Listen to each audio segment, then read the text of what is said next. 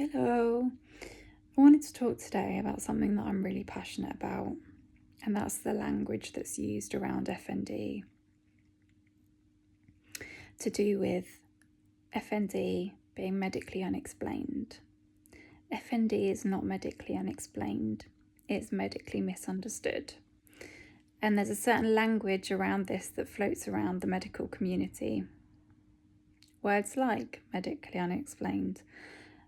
And I think they really bypass the intricacies of what's happening in FND and don't capture the difficult to explain but deeply real experience of people's symptoms.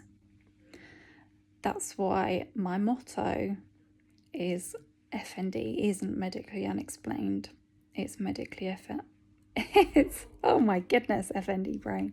It's medically misunderstood.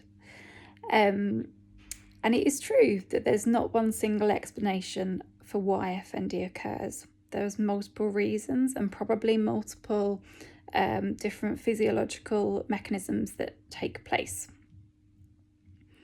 And medicine doesn't have a unified answer that's neat and that we can put in a box, and that's really important to be honest about. But it's also important to be honest about the fact that it's not unexplained either. So what we do have are models that help us understand and explain different parts of what's going on. And one of the kind of broadest and most useful, I think, is the nervous system overwhelm model.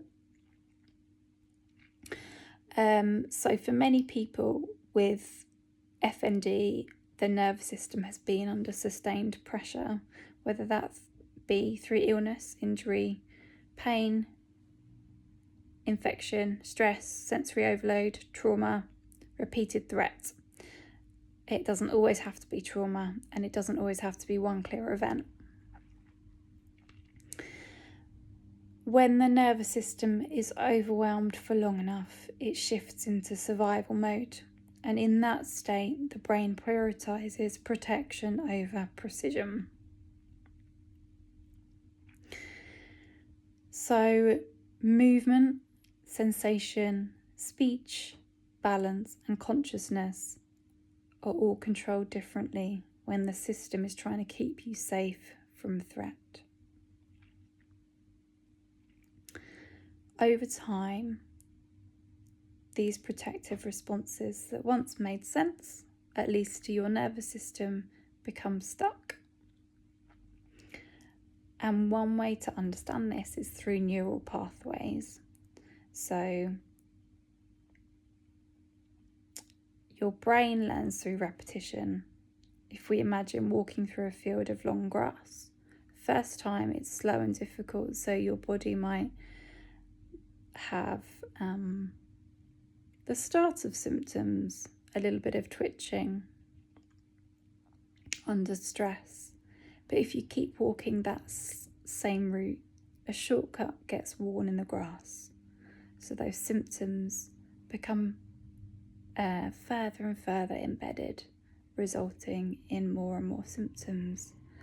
And that is the reason why the more stressed you get, the more the FND symptoms heighten, because these neural pathways are getting more and more embedded. But that's also good because we've got neuroplasticity on our side.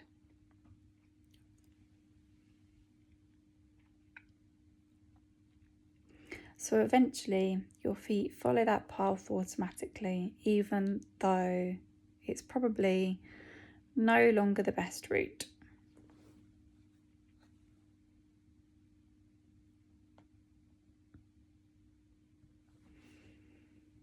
So as I've just explained, in FND, these shortcuts form in the nervous system.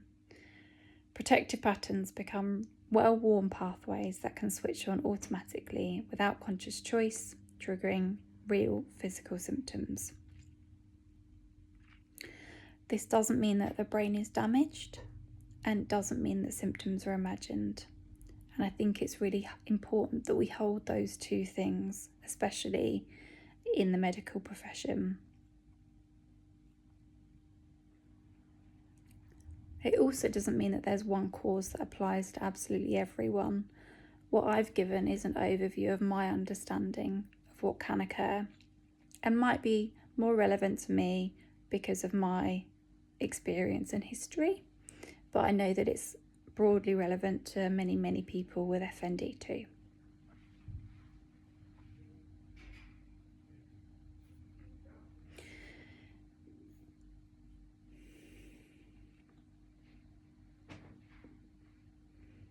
This means that for some people, the nervous system learned patterns whilst trying to protect them, but then when it was time to let them go, couldn't.